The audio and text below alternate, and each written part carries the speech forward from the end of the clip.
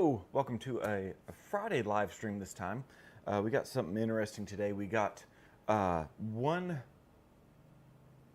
model with two missing teeth, two missing laterals, and the doctor wants two appliances, one flipper, one Hawley with two pontics. So a flipper with two pontics, a Hawley with two pontics, and that's what we're going to do today.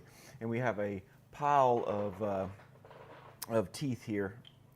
These are called pontics, plastic, pretty much plastic teeth, plastic fake teeth, and that's what we're going to do today. We're going to grind these into place, and we're going to do all four at once. We're going to make the flipper. We'll probably bend all the clasp, and then we'll make the flipper, and then we'll come back and make the Hawley retainer. I'm going to try to get done in an hour. We're going to see if I can accomplish that. I don't know. My goal is get one done and in the pressure pot, and then come back, prep it again, put the wires on, put the second set of teeth on, and then run it through the pressure pot again. Maybe I'll get two appliances. Probably won't get the trimming today, but we'll see how that goes. All right, Luciano, good afternoon. How are you doing? Greg Malone, long time no sound is very low. Oh, excellent, thank you. I will work on that right now. Let's see, am I on mic 1? Yes. I'm gonna increase it here. Okay, I increased it a little bit. Hopefully that works. Thank you for letting me know, and let me know if it's any louder now. But let's get into this. What I'm going to do first is I'm going to prep the model. I'm going to go ahead and do some blockouts, because one of the things you run into when you make one of these flippers is the undercuts over here. If you get acrylic in the undercuts, it's gonna it'll get caught. So the teeth I'm using are, I think they're diamond hue, but I order them from, well, most of y'all know, I have a tooth drawer here. Most of y'all, if y'all know, the tooth cards come like this, in a card like this, and they all front 6 teeth are in there, canine to canine. But in the Ortho lab, we use so many laterals. Those are the #1 missing teeth in Ortho lab, that I have little bags here, and actually from JBC and Company is where I order them from. I can order any mold I want and any tooth I want. So I just order these full of just laterals, so I don't have to keep what they call breaking cards, where I take, one of these and I pull off just the laterals, and I'm left with the other teeth I don't use. You can also take a picture of all your broken cards. I don't know if y'all can see in the camera, but you can see. No, you can't see. Anyway, I have a whole box full of these cards that are like this. They just have random teeth that are missing, and a lot of these with just canines. So that's what I use. I order these just separate, loose. My favorite mold of this is 4H. Yeah, these are Diamond Hue brand, and then H66 is the equivalent to A2. So hopefully that helps anyone out there that do that. I know if you're a denture lab, you do all the teeth all the time, so it's probably better that way. Oh, these actually fit pretty good without, well, hopefully I got 2 lefts and 2 rights. Yeah, left and right. Left and right. Okay. Oh, good. Much better. Okay. Thank you. Okay. So these might be a little on the small side, but I think once I get, you can fill in some of the gaps with a little bit of acrylic. So I'm trying to, right now I'm putting a little wax on the undercuts here.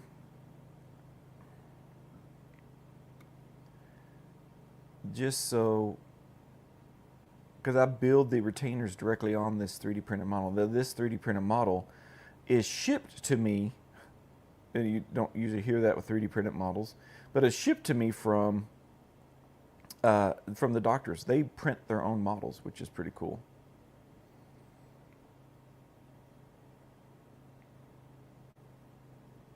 And they've already made an Essex on here, as you can tell from these cut marks that I'm filling in.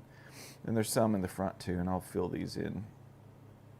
So you can see where they cut for the Essex. So they print the model, they make a temporary Essex for them, and then they send me the model, and I make a retainer on there, and that way they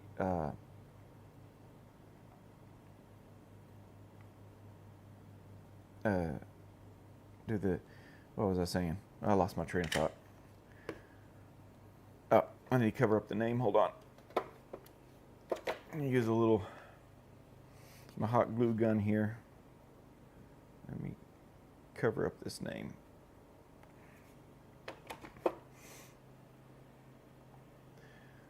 Let that cool a little bit. So let's get to setting these in here. Yeah, they're just a little bit on the small side. I guess I could check and see if, I don't think I have any more that will fit that area. And the thing is I want to use the same, yeah, this is kind of wide too. They, sometimes the orthodontists, they'll make it extra wide, so that whenever they, most likely they're waiting until they're 18, and then after 18 they can get their implants, and so their implants can, they have to wait till they're finished growing to get the implants, but they'll put a little implant here and here, and then they'll put a crown in here, and they're trying to leave enough space to give the other lab who makes the crowns enough room to make good looking laterals. All right, that is taking a while to cool down. Like I ordered this on Amazon. If you ever want to see what I order on Amazon, I have a link down below. And I think I got this in there. I got my hot glue gun in there, and that I just bought. It's wireless. And I got some, I like to get different colors every once in a while. Okay, so let's get to grinding on these. I got my handpiece here. Try to organize a little bit. And I have a little tray of burrs. I like to use this type. It's a very what do you call it? Not coarse, but fine. It's fine. It's not coarse. Is what because if I use coarse, it tends to fling it out of my hands. It'll grab a hold of those things, the pontics. I have like 300 broken cards. I'm sure I can make 20 full ones if I set my sights on consolidating. That takes some time. Usually it's the new kid in the lab that has to do that in a denture lab, is take all the, but then they're all different shades and they're all different molds and they're all different, they're all different. All right, where's my foot? Here's where main focus to get this to fit. Let's see if I can zoom in just a bit. Make sure it fits this ridge, this gum line, this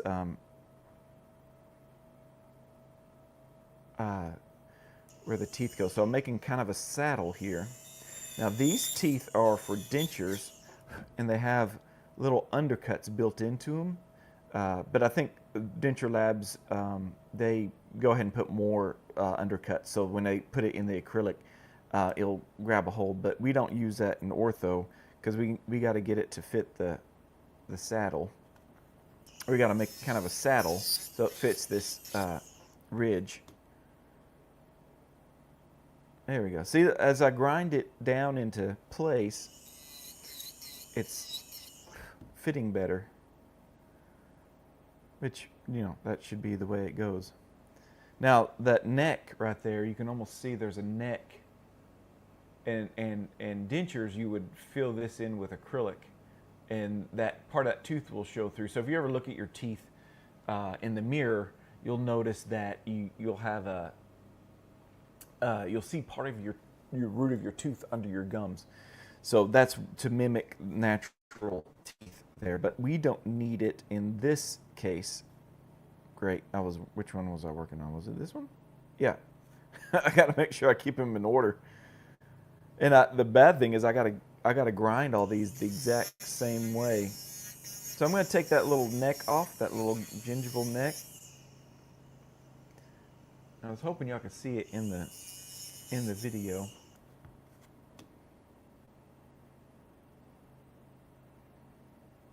There, and so it's a little thick there. So I'm gonna try to grind.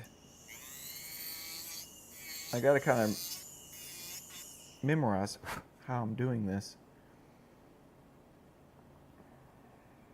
So it looks a little long, so I'm going to keep working on the saddle. You want usually the laterals you need at the same level of the centrals or a little shorter than the centrals. The way I learned in lab school was a more feminine, younger look is the laterals are shorter than the centrals. For a more masculine, older look, it's more straight across. All the teeth are straight across.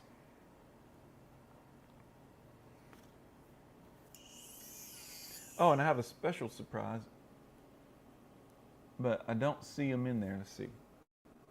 I do have a duck cam, and they're not in the pool. They've moved. When they get in the pool, I'll change it over there to it. Now, this central has a weird taper here. See how they're almost tapered this way, which is kind of a little bit unusual. It's wider here than it is here, which causes this to have like a space in there. So what I'm going to have to do is grind right here, make room for that central to fit in there better. There we go. Now one thing I'm running into is trying to hold this on and look at it.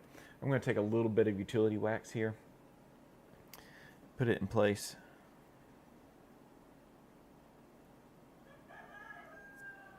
Now there goes Pete. Usually I have music playing in the background for get that going. You know, make it a little more enjoyable for y'all, because some of this is monotonous. So I'm just hollowing out the inside of this. I guess you would call it the intaglio surface. Okay, Pete, I hear you. If y'all don't know, Pete's my wife's rooster, and my wife raises ducks and chickens up right outside the lab. We have, and if y'all are new here, my name's Cade. My wife and I own an orthodontic lab out in the country here in North Texas, and this is what we do for a living. We have a little building we built on our land, and Pete agrees, and we walk to work and back. So we work from home. If any of you are watching this and are interested in possibly doing that, I'm trying to build an online school that will help you get into your own lab, or, you know, make your skills more valuable for employers if you don't want the stress of owning your own lab.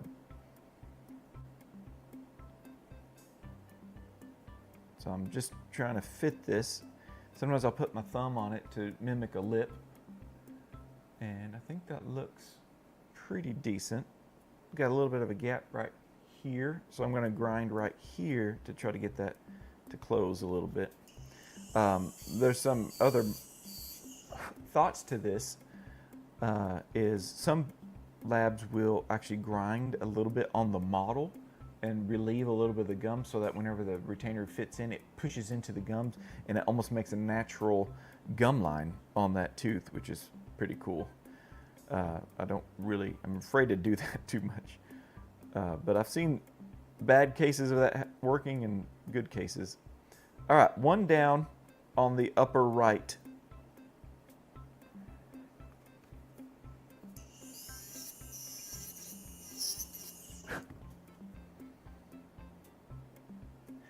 Where is everybody watching from?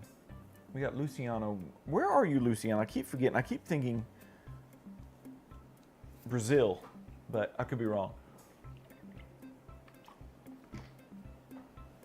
Greg Malone, where are you? At Dental Things, I think you're in California, right? And are you still teaching dental assistants, or are you full-time in your removable lab? So I'm working on the second tooth now, and this is where it gets a little stressful because now I got to make this tooth look exactly like the other tooth. But hopefully they explain to the patient, hey, these are custom made, they're one-off designs. There's always a little bit of difference between each appliance. So I get nervous when I have to make 2 appliances on one patient. Because they're going to expect them to fit exactly. And they won't. There'll be a little bit slight difference just because everything is made different.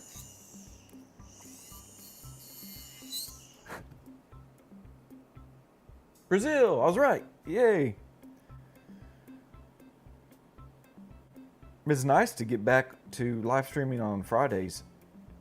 I don't know about y'all, but our lab work's slowing down a bit here in the States. School just let out a couple weeks ago, or actually, last week, for around here. And so families are going on vacation.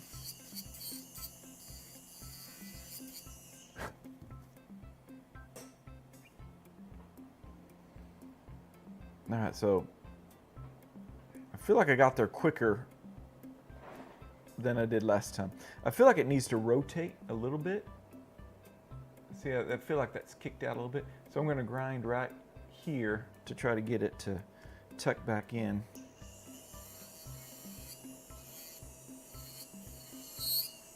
Then go ahead and hollow this out more. You can't go wrong with that. There we go. And these laterals usually have like an angle to them, right? They're not straight up and down. They're more of they have a slight angle to them, and they're a little bit below. Oh, I think it moved on me. If I had a good flat thing I could put on here. How about my ORG notebook? You can see it's just off the occlusal plane. And I don't even know, is this male or female? No, male. Okay. Well, according to the name. I'm just gonna hollow this out just a little bit more.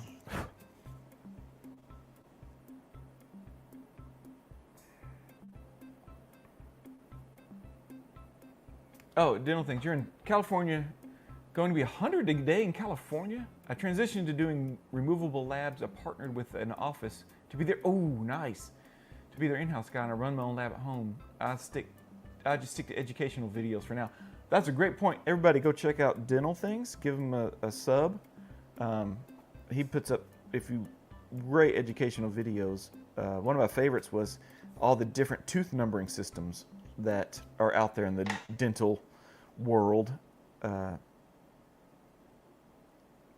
It's a great explanation of the different tooth numbering. Because in ortho, here in the States, we use, like this is upper right 1, upper right 2, upper right 3, upper right 4, upper right 5.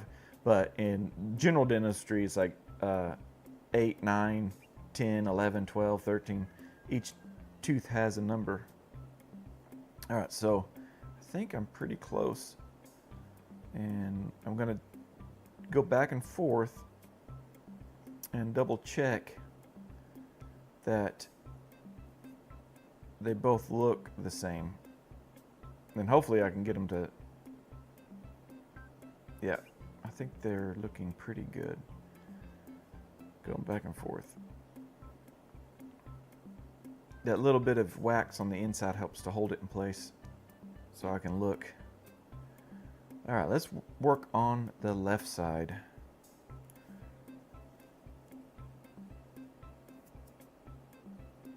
Oh, it's autumn time now. Yeah, we're getting into our summer here. So I can't believe it's 100 degrees in California today. I thought California was supposed to be, 70 something degrees all year round. But yeah, y'all are below the equator, so that makes sense. Y'all are, Luciano, y'all are in autumn. I guess going into y'all's winter.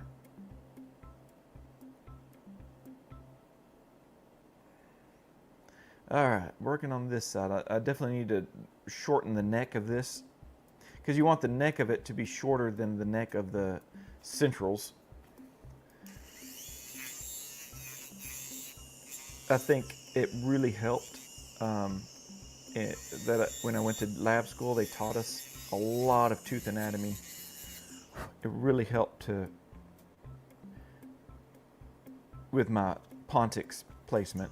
And sometimes you have a wide space. Sometimes I've put a central here because the space is so big, and the doctor wants the whole space filled in with tooth so that they don't lose any space. It doesn't drift. So if a tooth isn't touching, maybe this canine will drift forward.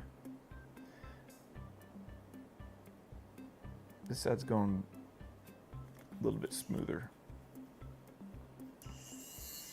But sometimes you got to use, I've used a central, and then you got to shape the central to make it look more like a central or more like a lateral, which means,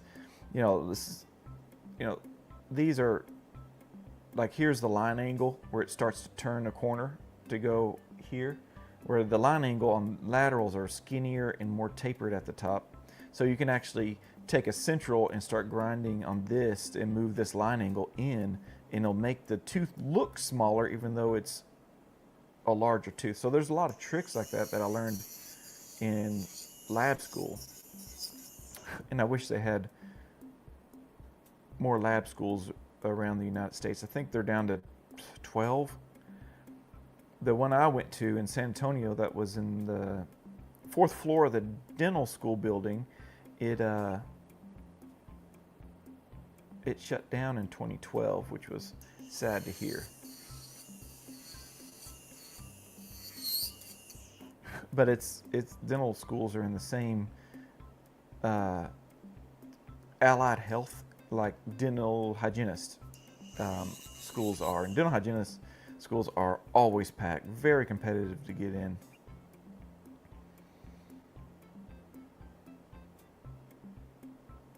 All right, let's put 2 of these together. I think I need to shorten it.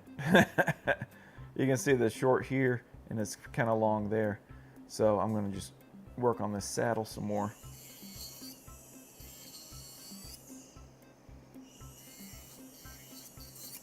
Woo!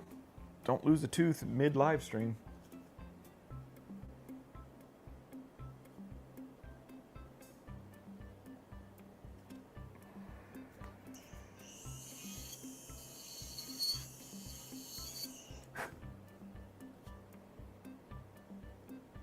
Every time I have a duck cam, they're camera shy. They run away from it. I'm going to work on the neck of this, try to hollow out the inside, and that helps to tuck it in a little more, because you don't want the neck sticking out further than the central neck. So let me work on that. Now I really like these acrylic burrs, these fine cut acrylic burrs. they do a smooth job. Again, you don't want to use a coarse burr. Yes, it'll cut it faster, but man, it will jerk it out of your hands super quick. And I don't think I realized that for years. And I was having to trim these in a box. So, you know, just in case it did fling, the box would catch it.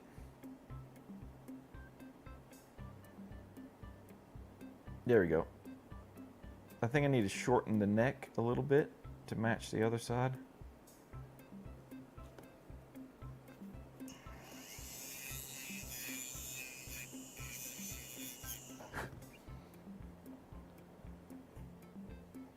And put a little bit of wax there. The only bad thing about putting the wax is you got to clean it off before you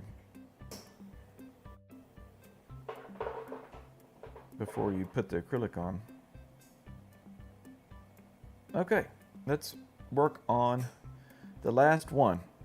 So you can see the difference. Here's an uncut one. That's what it looks like in there. So you can't just drop these in and expect them to look good. Let's see if I can reduce the brightness a little bit.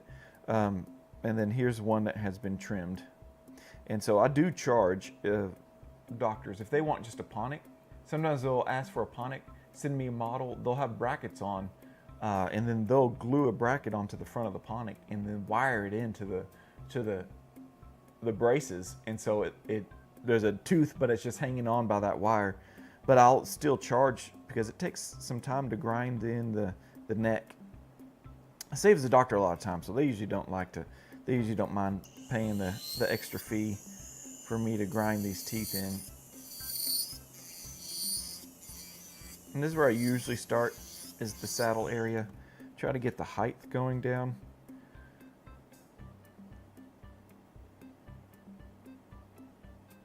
There we go. Then I'm going to go ahead and take that neck off.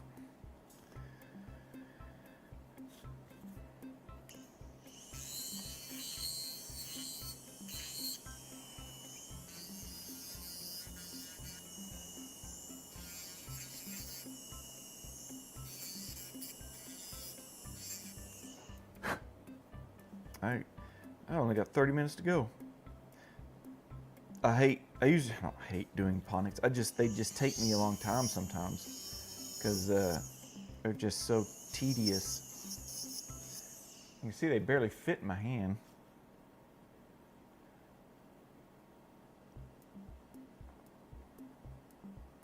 Looks like I need to take out some more. Looks like I got the height good. I just need to take out some more of the saddle to get it to sink in there. Well, which one is this the one I was working on? There we go.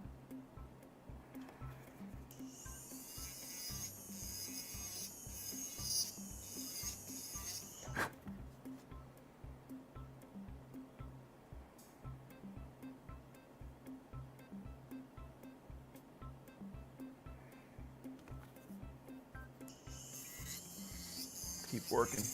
Oop. Almost lost it. There's the challenging aspect of this, is try not to lose one of these. If you've worked in a lab before, you know you'll lose your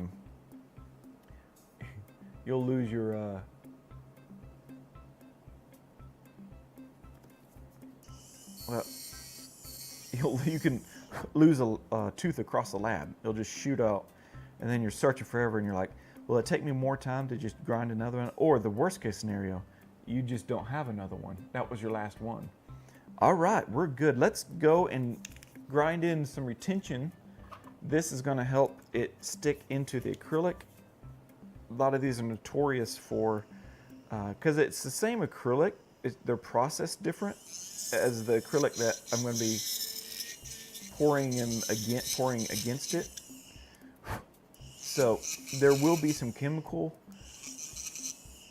adhesion going on, but I also like to make a mechanical one. So the acrylic goes in there, locks in, and there's less of a chance of it breaking out. So I'm just using this cutting burr, and I'm making like a dog bone. So if you look down on it, you can see it's got like a dog bone. So let's go with this.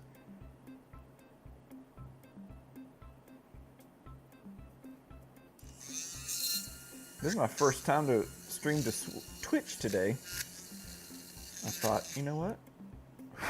Maybe there's some people over there that'd be interested. But if y'all are commenting over there or subbing, I have no idea. I'm sorry. I don't know if StreamYard passes those through or not.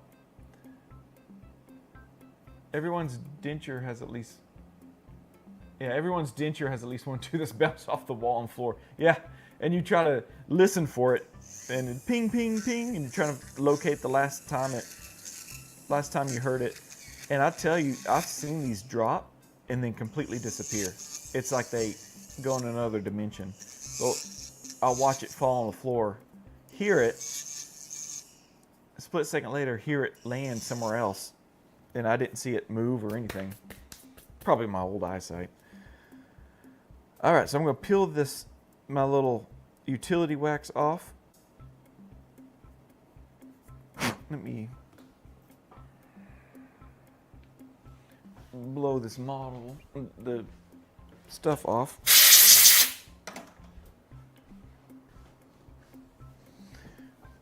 Let's see if I can clean this up some. This is a messy business, this grinding in pontics. You get a lot of dust and stuff. So what we have to do now is prep this. Now, I need to where's my round burr? Here's my round burr. So I'll put a round burr on, and I'm gonna put a clasp here. It's called a finger clasp. It's like a ball clasp, but without the ball. So I'm just gonna remove some of the gums here. And I'll do this for ball clasp too. But this will help the finger clasp, or the clasp, to engage the undercuts. And this is what helps a retainer retain. I wonder if I can paint this and then bend those at the same time. Let me remelt this. As I mess with it, that's wax you're seeing, that white stuff, because I've curled it up while I was fitting. It might be some utility wax too. And again, I'm trying to block these undercuts. Right, this one's bad right here, and make more of a swooping motion there. Because if acrylic flows under there and locks in, either this tooth's going to break off or your pontic's going to break off, and you're without luck. So I'm going to put my separator on, my first layer. Let's see, get my brush here and paint.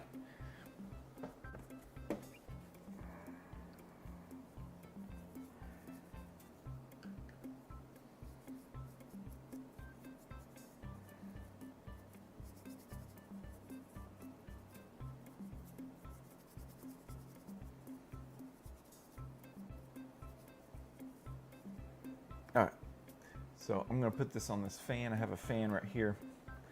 You see this little red thing? So it's a little fan. It's just lightly blowing, and it will help dry that a little faster.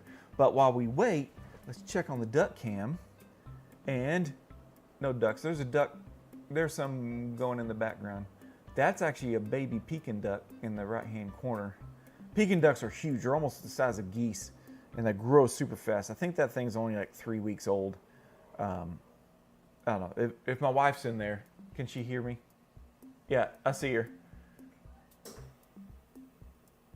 Maybe my wife can move the camera.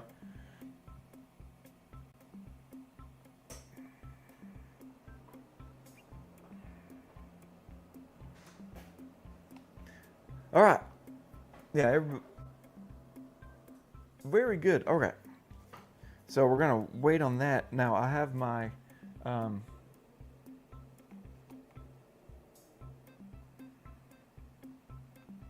we go.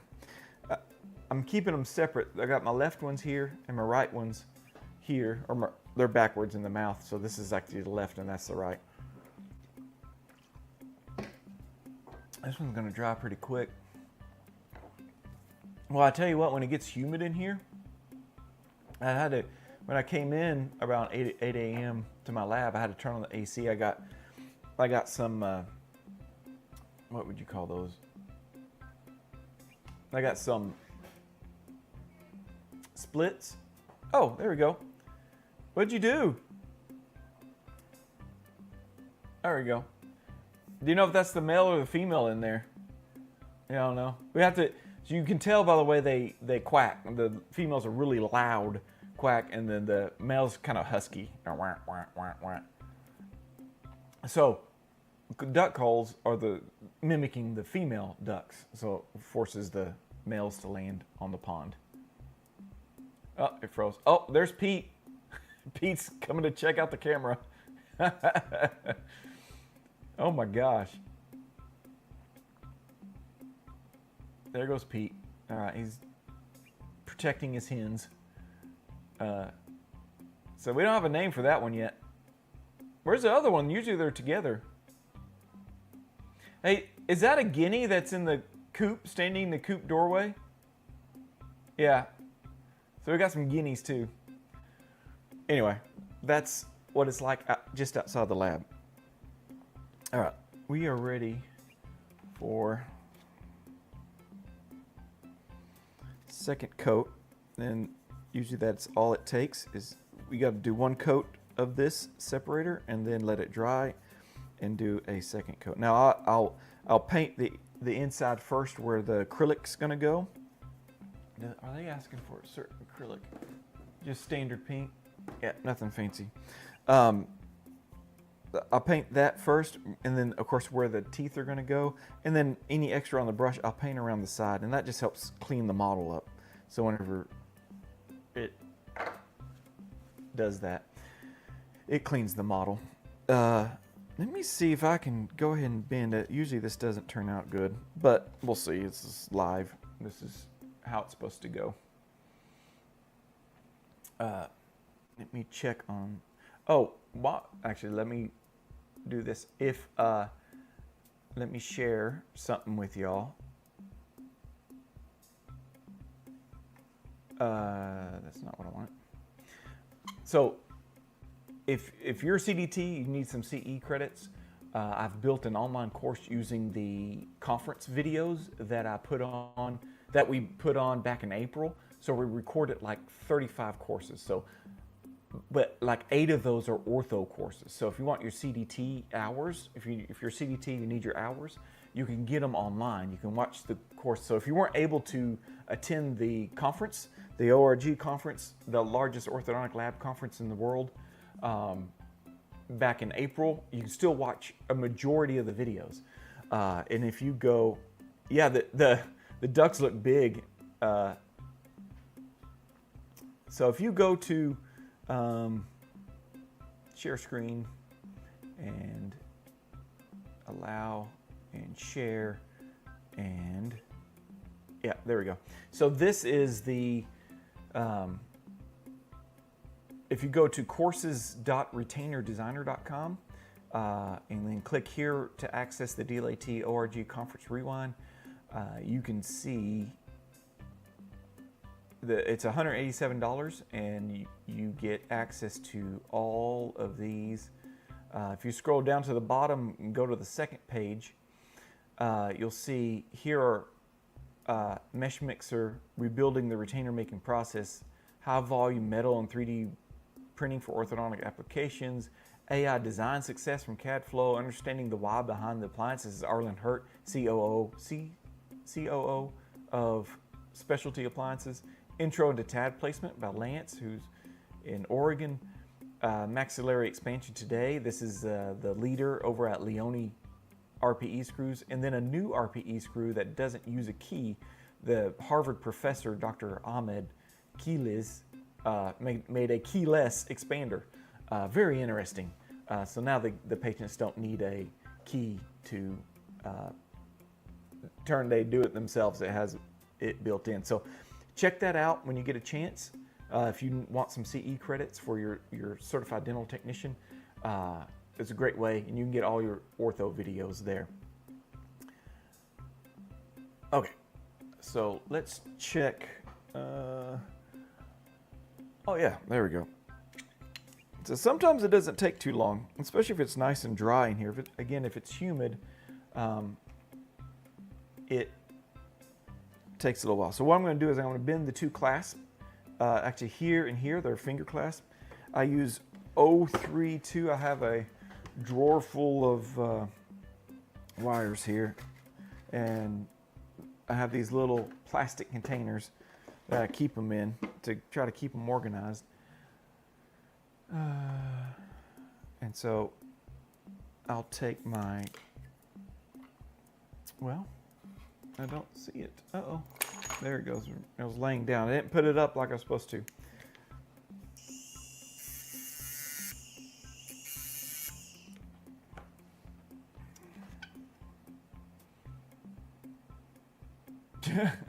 Just cleaning, printing himself.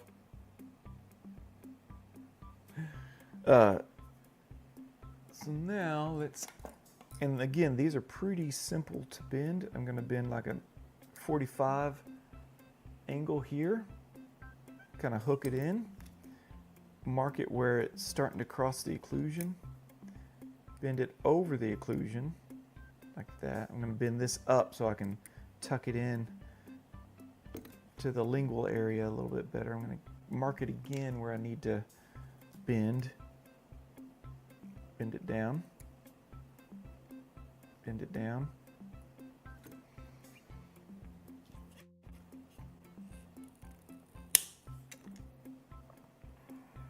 And there we go. So these are pretty easy. I like to use this stone wheel to grind the tip of the wire smooth where it won't hurt the kids' gums. Do my little 45. This adds like a little bit of a retention so that they can get it out of their mouth. Get like a little handle they can pull on with their fingernail to, if I do a good job, this will be very retentive. I'm gonna leave those the same length. I'm just gonna go ahead and go straight to the other side.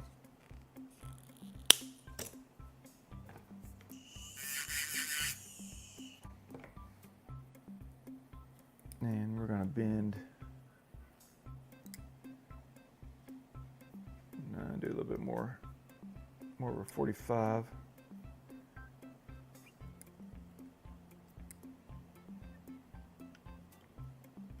This is a really well done printed model. I have two doctors that print their own models. Most doctors don't want to deal with that. They don't have the manpower, the assistants that have the time to maintain the equipment, or it takes time to run these things through, because it's not done after you print it. You gotta wash it in an alcohol bath to remove the excess, and then you gotta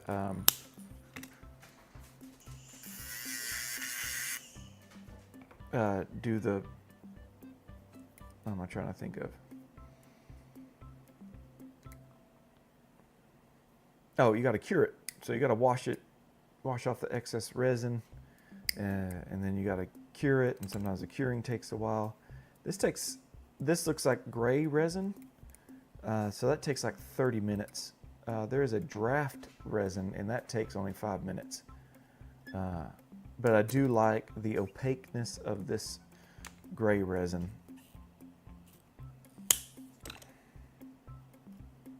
Oh, come on.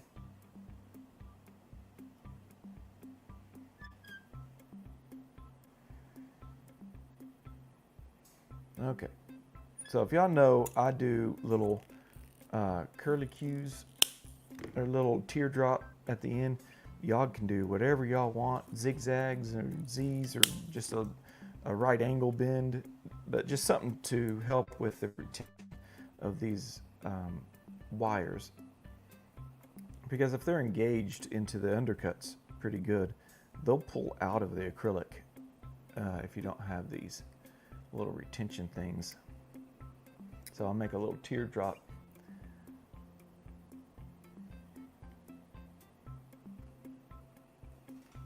There we go. And there we go.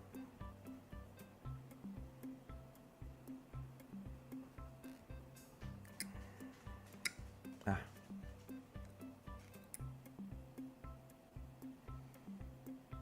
Those are a little longer. So whenever they're a little longer like that, it bothers me. I'm a little OCD with it. I'll cut the end like so. Well, I just totally missed that.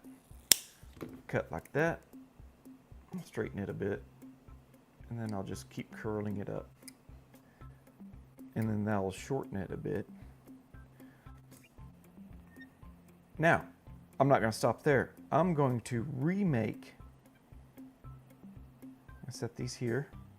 I'm going to remake them again. So this is for the second retainer we're going to make. And then we'll go ahead and bend the labial bow also.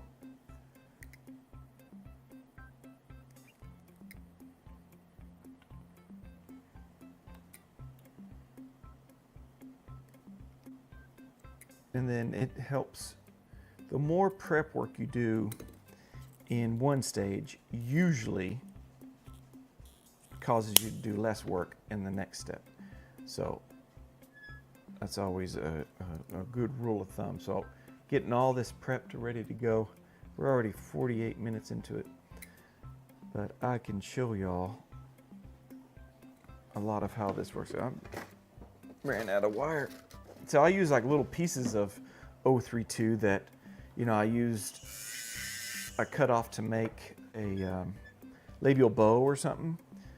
I keep them and I can use them to make clasps. So still making me money, even with these little bitty clasps we got here. Hi, Lila. Come to visit me? Lila is my wife's mini Australian Shepherd, and she comes to visit us in the lab every once in a while.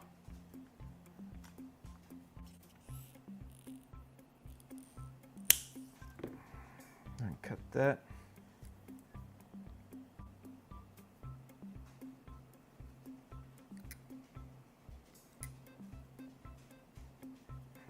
And there we go.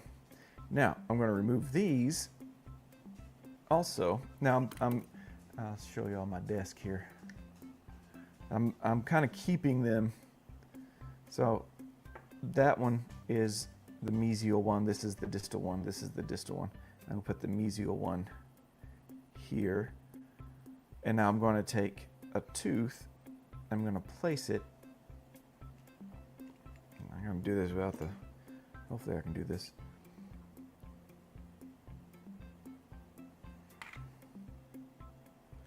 I use a little bit of wax and tack it down like that. That's going to hold that tooth into place. Oh, I need to wax this down. I forgot to do that. All right.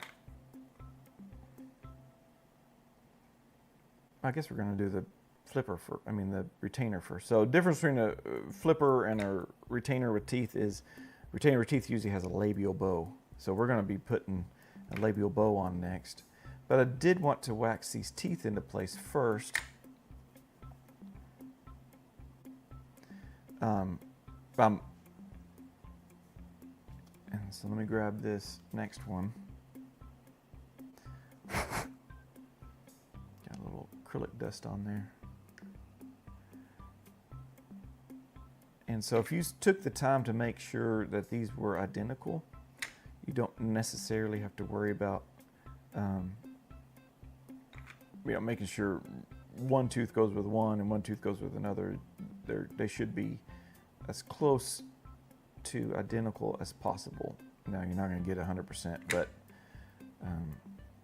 so with this pink wax, I can kind of move it around, make sure it's in alignment here and here.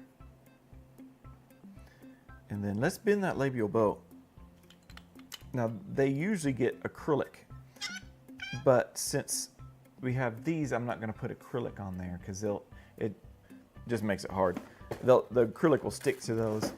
what you have to do if you ever have to do it, if the doctor requests it, and I get it every once in a while, I'll put a layer of pink wax there. But you got to have a pretty good steamer so that the labial acrylic won't stick to the front of those, but because of the pink wax, but you got to get rid of the pink wax when you're finishing it. That didn't work. All right. Where are my pliers? Oh, I'll use this one for right now.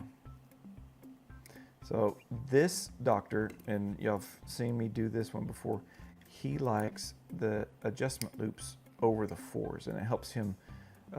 He said he likes to control the canines, keep them under retention a little bit better, so the wire goes there, and then acrylic will go there over the threes and help keep those threes in place.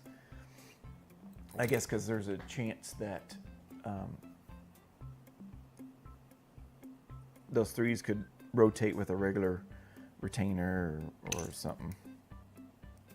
So you notice why so the flipper is going to have 2 finger clasps on each side.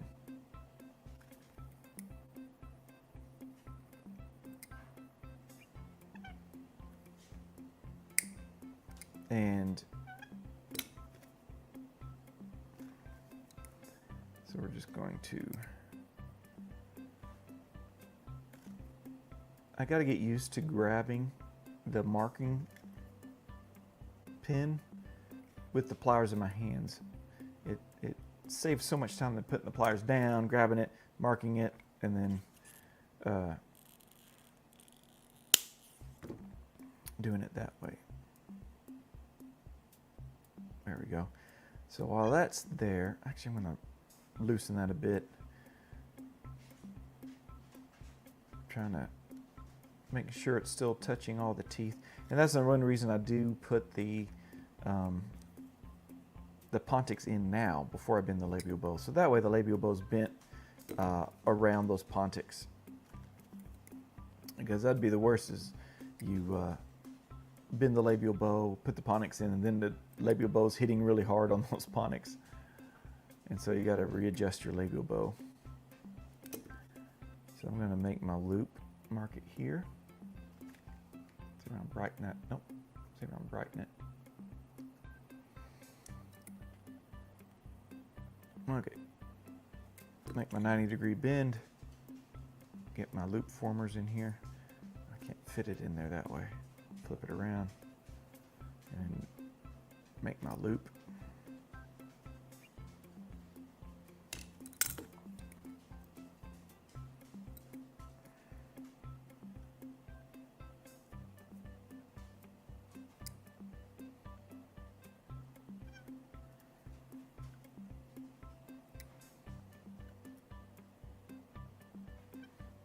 And make sure it's labial bow's level before I make this final bend across the occlusion.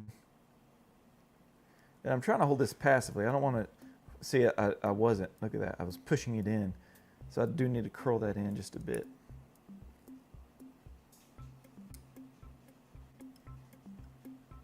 All right, so let's flip this over the occlusion.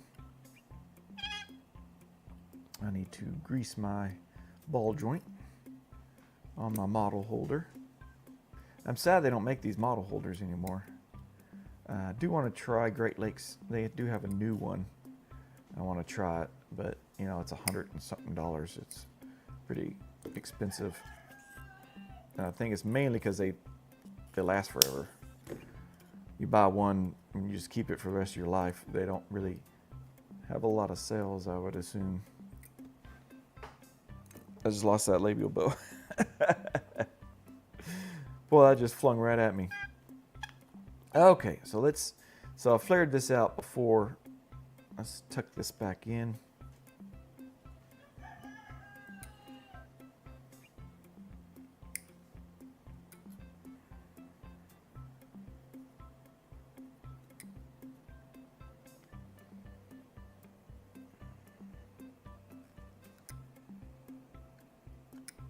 And do my little teardrop.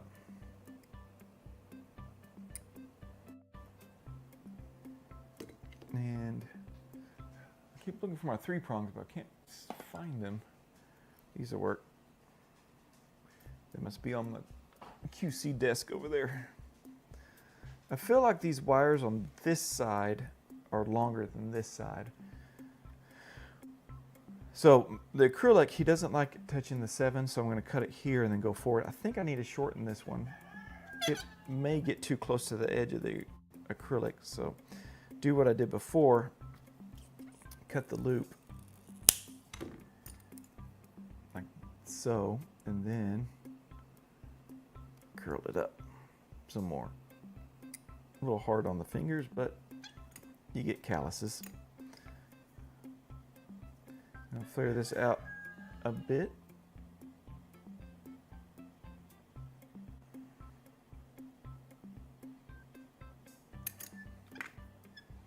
And then reheat this wax. Okay. I'm going to pull this away from the gums a little bit so acrylic can get underneath there. That one's already there. So now we're ready to wax this into place. See, that looks longer now. So let me shorten that side. Now, if you're doing zigzag, that's one of the drawbacks. I like the looks of these little teardrop loop things, but it's hard to get the height of them. Hard to predict those. There we go. That's a little shorter. So let me put some sticky wax here, and then we'll be able to acrylic. I made just acrylic here at the desk.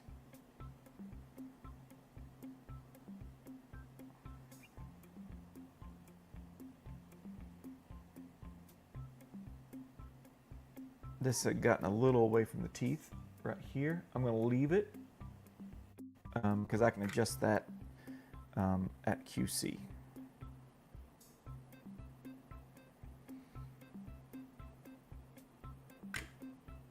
And that's one of the things when you're wire bending, especially if you're bending and QCing, you could do things like that. If you're bending for someone else who's QCing, you need to go ahead and fix that.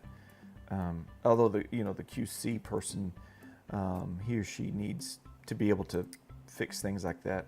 It's pretty easy because a lot of these you'll get it perfect, and then through the process of acrylicing and removing off the model and putting it back on, it'll loosen up the bow, and you got to retighten them. And that one is leaning forward a bit. There we go. All right, let's acrylic this.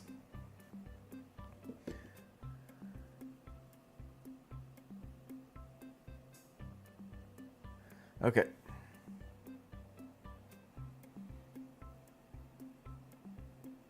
Let's just do it right here. And that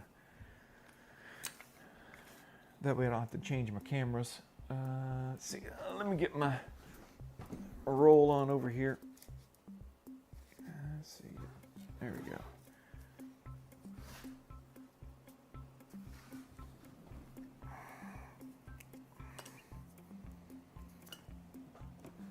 And so, oh, didn't need that.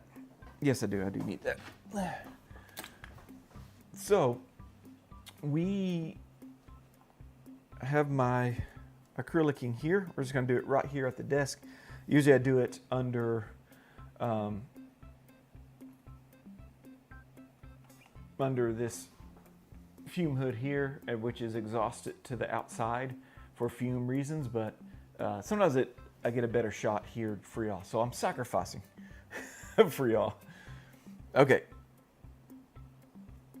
So again, we're just doing standard pink. This is kind of just a gum color. That's why they call it standard pink. I'm going to put a layer of monomer. So the liquid is called monomer. The powder is called polymer. And when they are mixed together like that, it's kind of like an epoxy. And it will starts going through a chemical reaction. Pardon me while I put the patient's name in the retainer. It starts as chemical reaction, and it will harden, and that's what creates the acrylic. So I do a real quick layer a real wet layer of monomer first, so it goes up underneath the wire, it flows underneath the wire, because you don't want the wires that are in the acrylic to be exposed. So now I'm just filling up that retention hole we drilled, and I'm just going to fill in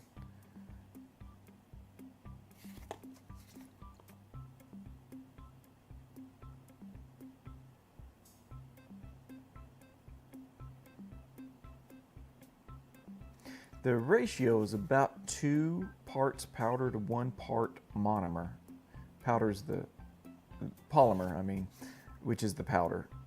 So 2 parts powder to 1 part liquid. So you can see I put a drip in, and it wets a pretty good amount of it. I'm going to put that's about the thickness I want. I do try to cover all the retention hole there.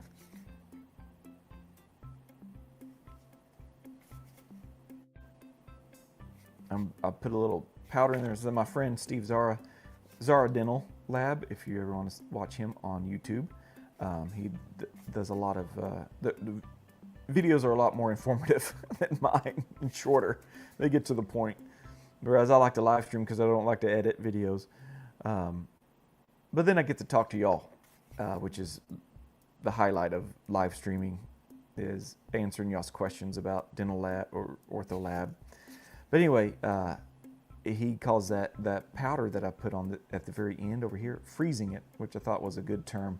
Keeps it from slumping, because if you use too much monomer, or let's say the ambient temperature is too cold, it will try to slump on you.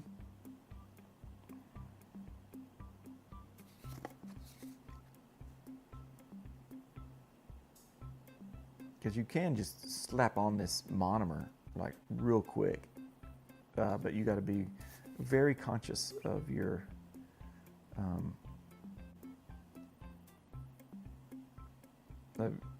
you know, you got to be on guard for slumping. Because notice I'm holding this way. If I hold it this way, it'd slump more because of, you know, gravity. So I'm holding it this way, but I have to freeze this side with the powder so it doesn't do that. But you see it's starting to slump over here. That real wet look means that's your enemy when you're shooting acrylic. I'm trying to fill in any low spots I see. You know, you don't want to make it too thick, but it's usually better to make it thicker than you would, and then that way. So their teeth are still in the spot, and I'm going to give it a few minutes, a few seconds to finish curing. Keep putting powder on there to soak up any excess monomer that may soak through, because this could slump in the pressure pot. Because you could put powder on top, but if you got way too much monomer, it'll still soak through and then slump. So the pressure pot, which is behind me here, is it on? Yes. It's got a little bit of water in there, about that much. I got a coffee cup and I put it on top. I'll try to move my camera over. I can do that while I'm waiting, so you can kind of see the pressure pot. But it's got heat. It's about 100 and something degrees, and 120 degrees, I think. Yeah. And then we put 22 pounds of pressure on it, and that raises the atmospheric, because this stuff boils, actually. It produces air bubbles if it's not cured under pressure. So this is getting, you see how rubbery it gets? That's when it's good to cut. I'm probably a little late on this side. This side's probably good because I poured it later. Remember, this doctor doesn't like the acrylic to touch the 7s. He likes those to be free range 7s, as I like to call them. And so they can settle top and bottom. So there we go. You can also check your thickness while you're cutting it. So let's put this in the pressure pot and all right. So like I said, there's water in here. I have like an upside down coffee cup. It's mainly for stone models. I don't really need it for 3D printed models, but it keeps it out of the water while that acrylic is still soft. So then I'll pressurize it. Goes with 22. I have a line going to my compressor that's outside the building. And then it's got a regulator on it, and it just maintains that 22 at all times. Let's see, while we're waiting on that, I wonder if there's any ducks. Oh, there is Ryan. That is our one male duck, grown duck we have. And then that little one, little head you see popped up there, that's a call duck. Now, if we're lucky, that we have a call duck that has 7 babies, and hopefully it could walk by sometime soon.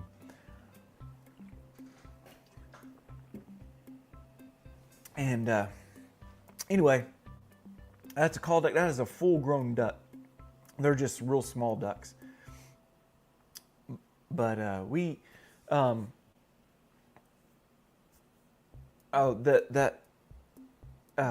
thing you see in the background, that, what is that? We got 2 chicken coops there. That smaller one, we have button quail. My 9-year-old daughter wanted a button quail collection, so she's got like 6 button quail, and they're about, oh gosh, they're about this big. They're going to grow up to maybe that big. They're not going to be very big, but they're just a hobby bird, just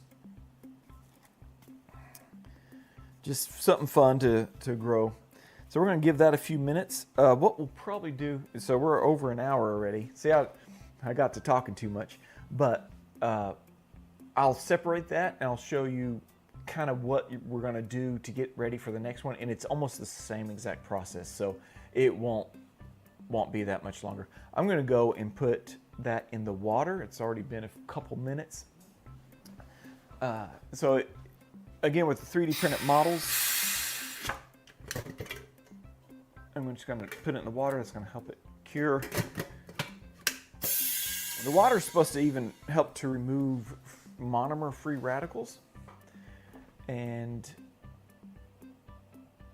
so that's a good thing too. So that keeps the monomers, because it continues to cure for like 48 hours. Even though it's hard, it continues to cure and get harder for 48 hours. And so if they deliver this within the 48 hours, they're going to get an acrylic taste in their mouth, which is, it's fine. It's not harmful, but it'll go away after a little while. But there's some labs that will actually put it in a bag with Listerine and make it sound better. So what we have down here, do I have? Oh, you don't even see it. Let's back it up a little bit. Oh, you can't even see what I'm looking at. Come on, Cade. There we go. All right, so I have my 2 remaining teeth, and I have my 4 clasp. I have my mesial and my distal clasp, and they're ready to go. So once I remove that from the pressure pot, I'll bring it over here and remove it. If I have a knife to remove I like to use these to remove those. Hopefully I can remove it without breaking the teeth off, but we are going to see. And give that a few more minutes, but most likely what we're going to do is we'll remove it. I won't prep it again. Well, I won't put you through that, but I'll show how everything would just line back up, and then you would just sprinkle again. But I do want to remove that so you know. Let me check it.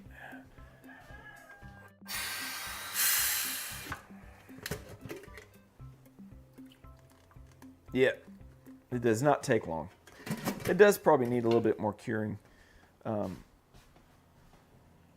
here is, let's zoom in so you can see me break it in real time. I'm going to remove the sticky wax with my knife, and even the wax in between the teeth to help release those. Just don't want it hanging onto the model while I'm trying to do this. Now, the reason I didn't talk about this, the reason I cut this is it saves time when trimming, but I also gives them a knife at purchase, so you can see the air get in there when I do this. There we go. You can almost see it. We get a frosty look. So I'm just slowly teasing this off the model. There we go. Pull this off, and there we go. We have our Hawley with 2 pontics. Now, I won't put y'all through the torture of. Now, what I'm going to have to do is clean this off, put another 2 layers of acrylic on there, but not acrylic, but my separator, because the acrylic and the 3D model will fuse together because it's the same. They're both basically acrylics. Methyl methacrylate based is what both of these are. So now what I would do is wax these in place. So this is going to be after I